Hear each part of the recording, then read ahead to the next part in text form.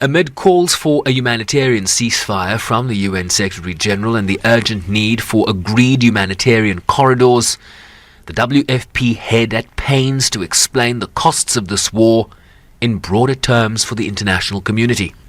It's just hard to believe that before the Ukraine crisis, that things could get any worse around the world. We were already, because of fuel prices, food pricing, shipping costs, beginning to cut rations for millions of children and families around the world in countries like, let's say, Yemen, where we had just cut 8 million people down to 50% rations, and now we're looking to go to zero rations.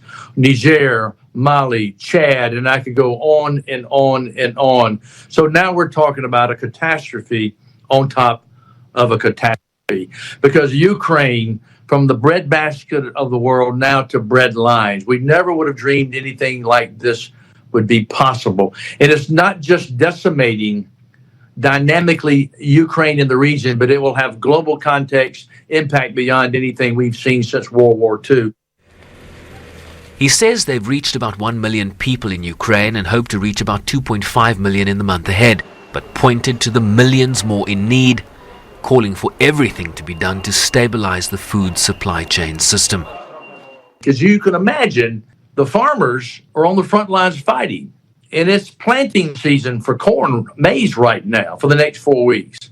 Well, who's going to be tending the crops? Then you got harvest season for, let's say, wheat coming up in June, July. Well, if the farmers are on the front lines.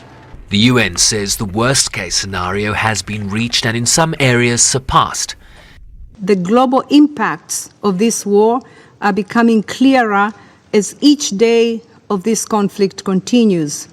It threatens to make things even worse in the world's biggest humanitarian crisis, such as Afghanistan, Yemen, and in the Horn of Africa. The UN chief this week tasked Martin Griffiths, the UN's emergency relief coordinator, to urgently engage the parties on possible arrangements for a humanitarian ceasefire in Ukraine.